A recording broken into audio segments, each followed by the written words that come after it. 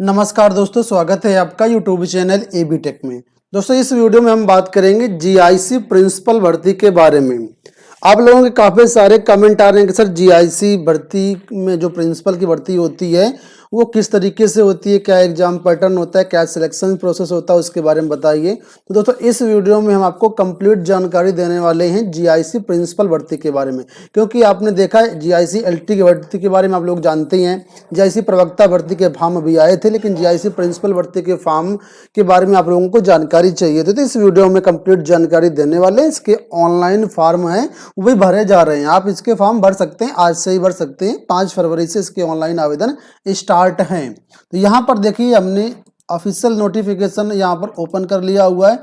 ये official notification, यहाँ पर सारी जानकारी आपको मिल जाएगी। ये जो दोस्तों प्रिंसिपल भर्ती जीआईसी में आई हुई है पीसीएस के थ्रू आई है, यानी यूपी पीसीएस के थ्रू। यूपी पीसीएस में बहुत सारे पद होते हैं, लेकिन बहुत से लोग हैं इसको डिटेल से पढ़ते ही विज्ञापन नहीं है और इस वजह से मिस कर जाते हैं, है ना। तो पीसीएस के थ्रू काफ़ी सारी भर्ती हो रही है, काफ़ी सारे पद हैं, तो इस वीडियो में कंप्लीट जानकारी देने जा रहे हैं। सबसे पहले पदों की संख्या के बारे में बात कर लेते हैं। तो कुल मिलाकर के पीसीएस के अंतर्गत दोस्तों 400 पद हैं।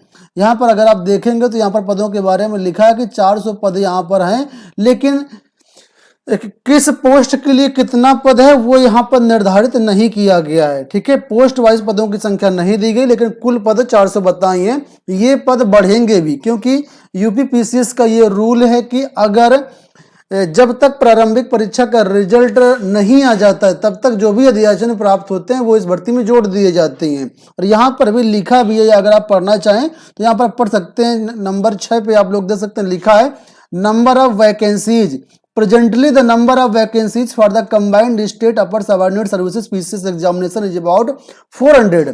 number of vacancies for assistant ये उसके लिए है, आपके लिए नहीं है। लिखा है नंबर ऑफ वैकेंसीज में increase decrease depending on the circumstances requirements.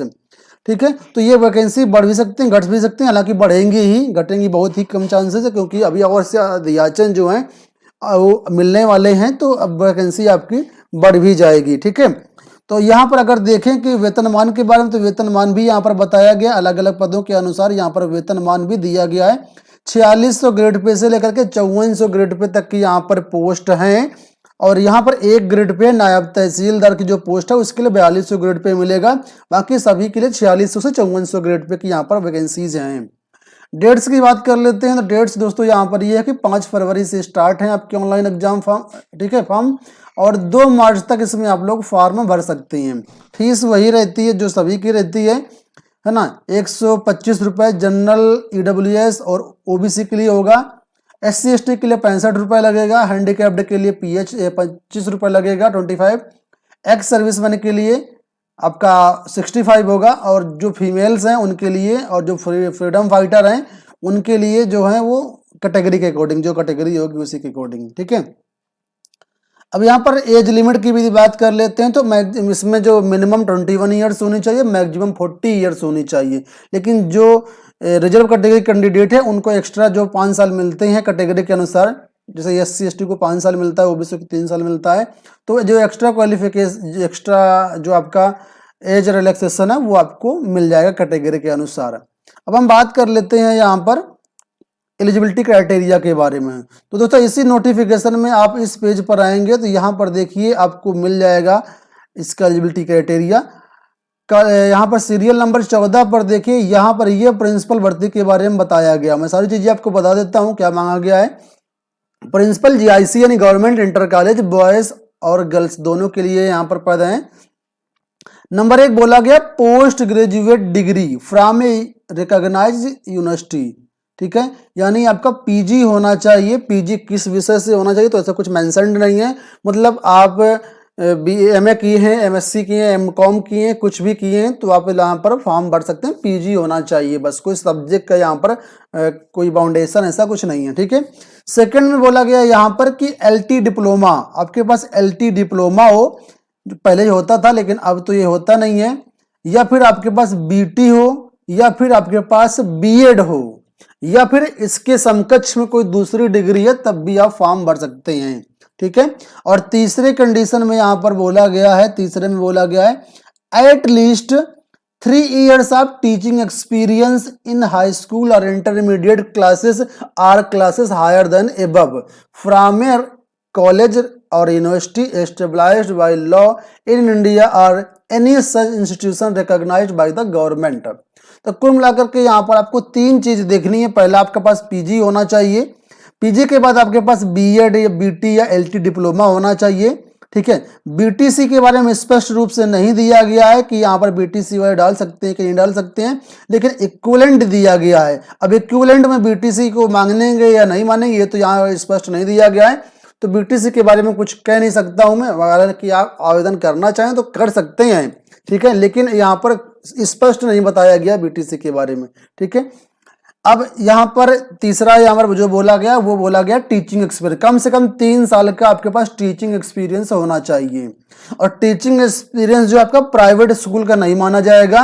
यहाँ पर बोला गया है कि सरकार द्वारा रिकॉग्नाइज्ड हो, यानी जैसे बहुत से इंटर कॉलेज होते हैं, हाई स्कूल होते हैं जो मान्यता प्राप्त होते हैं, रिकॉग्नाइज्ड होते हैं। मान्यता प्राप्त अगर आपका हाई स्कूल का कॉलेज है ना, इंटर कॉलेज है या डिग्री कॉलेज है या गवर्नमेंट कॉलेज है, तो वहां से अगर आपने वहां पढ़ाया हुआ है तो वहां से आपको एक बनवाना पड़ेगा सर्टिफिकेट, यानी एक्सपीरियंस सर्टिफिकेट, अनुभव प्रमाण पत्र, वो आपका यहाँ पर लग जाएगा।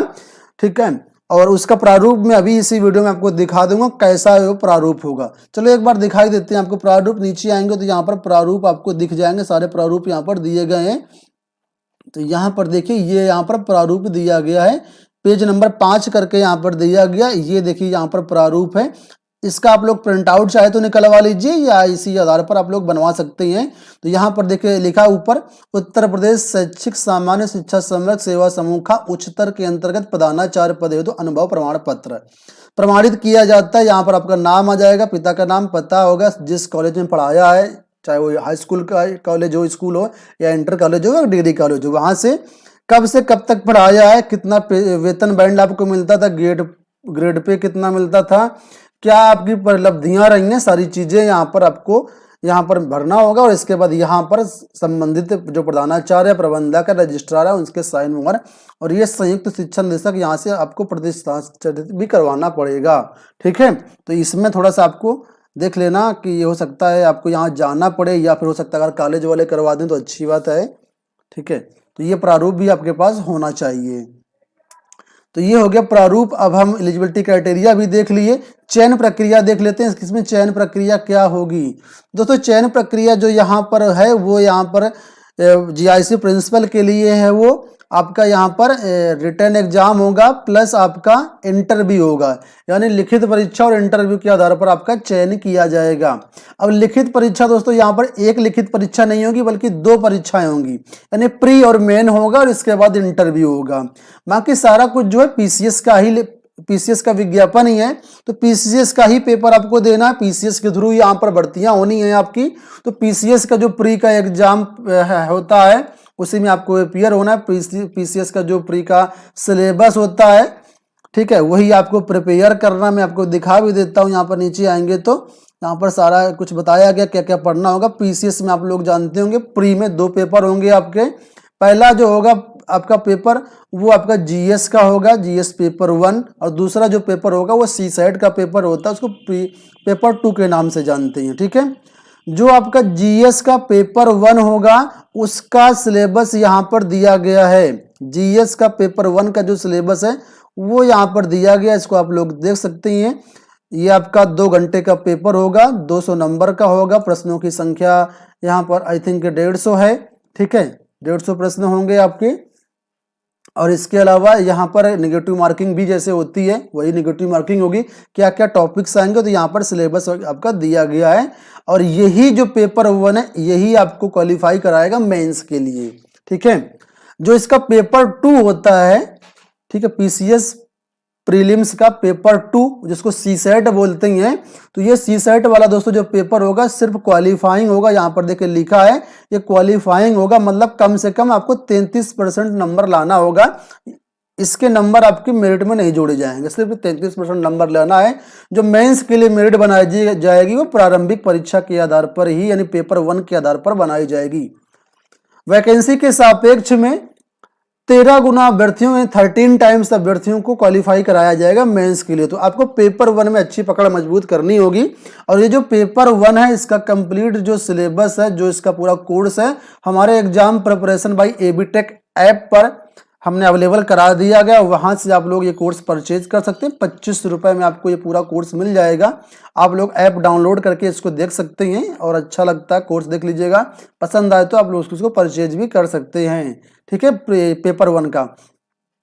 अब यहाँ पर देखिए दूसरा जो दोस्तों यहाँ पर है वो आपका पेपर 2 होगा, तो जिसको हम लोग सी सेट बोलते हैं। सी सेट में क्या क्या आएगा तो इसके बारे में यहाँ पर बताया गया। पेपर 2 ये वाला आपका यहाँ पर मिल जाएगा, सी सेट वाला। इसमें ये सारी चीजें आएंगी। ठीक है, तो यहाँ तक ये पूरा नीचे तक है। ये भी आपका 200 नंबर का होगा, 2 घंटे निर्धारित टाइम है और इसमें 100 प्रश्न होंगे। ठीक है, ये केवल क्वालिफाइंग, इसमें कम से कम 33% नंबर लेकर के आना अनिवार्य है। 200 नंबर का है तो मतलब 66 नंबर लाना जरूरी है, तभी आप क्वालिफाई माने जाएंगे। ठीक है, और इसके बाद जैसे आपका प्री क्वालिफाई हो जाता है, आप मेंस में जाएंगे। मेंस में आपके टोटल 8 पेपर होंगे। मेंस में जो 8 पेपर होंगे इसमें 6 पेपर आपके कंपलसरी पेपर हैं या डिस्क्रिप्टिव पेपर होंगे, यानी लिखित परीक्षा होगी। इसमें आपको लिखना होगा, जानते होंगे अगर आपने पीसीएस का एग्जाम दिया हुआ है तो। ठीक है, पेपर 1 जो होगा हिंदी का होगा 150 अंक का। पेपर 2 होगा ऐसे का होगा। 4 पेपर ये जीएस के होंगे, जनरल स्टडीज के होंगे, 200 नंबर के। इसके बाद ये 6 पेपर हो गए।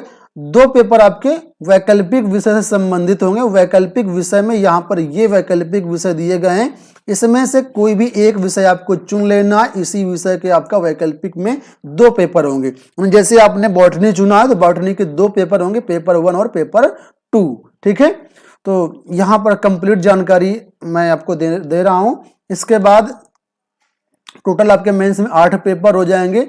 अब मेंस का जब नंबर मार्किंग होगी तो जितनी वैकेंसी होगी उसके सापेक्ष में 2 गुना अभ्यर्थियों को क्वालिफाई कराया जाएगा इंटरव्यू के लिए। यहाँ पर देखिए नीचे इंटरव्यू है, पर्सनालिटी टेस्ट जिसको बोलते हैं। तो यहाँ पर 100 नंबर का आपका इंटरव्यू होगा और इस इंटरव्यू में मैंने बताया 2 गुना अभ्यर्थियों को क्वालिफाई कराया जाएगा वैकेंसी के सापेक्ष में। ठीक है, अब एक चीज मैं आपको यहाँ पर और क्लियर कर दूं, ये जो आपके वैकल्पिक पेपर हैं, ठीक है, इसमें से कोई भी विषय आप लोग ले सकते हैं। यहाँ पर ग्रेजुएशन से कोई भी मतलब नहीं कि ग्रेजुएशन में आपने बीए करा तो आपको बीए वाला ही सब्जेक्ट लेना है। आप चाहें तो बीएससी वाला भी सब्जेक्ट ले सकते हैं। ठीक है, ऐसे कोई दिक्कत नहीं है। सपोज करो आपने बीए में हिंदी पढ़ी है तो यहाँ पर ज्योग्राफी लेना चाहें ज्योग्राफी ले सकते हैं, सोशियोलॉजी लेना चाहें सोशियोलॉजी भी ले सकते हैं आप लोग। ठीक है, अब इसके बारे में डिटेल जो सिलेबस है मेंस का वो यहाँ पर नीचे दिया गया है। यहाँ से देखिए आप लोग, यहाँ से स्टार्ट होता है आपका मेंस का सिलेबस। यहाँ से अपेंडिक्स 6 से यहाँ से आपका मेंस का सिलेबस स्टार्ट हो जाता है। ऊपर देखिए ये हिंदी का सिलेबस दिया गया है, फिर ऐसे का सिलेबस दिया गया है। इसी तरीके से जनरल स्टडीज पेपर 1 का सिलेबस दिया गया, पेपर 2 का सिलेबस दिया गया है, पेपर 3, पेपर 4। इसके बाद वैकल्पिक विषय का पूरा दिया गया है सिलेबस कि वैकल्पिक विषय में जैसे पहला वैकल्पिक विषय यहाँ पर एग्रीकल्चर है। एग्रीकल्चर में 2 पेपर होंगे।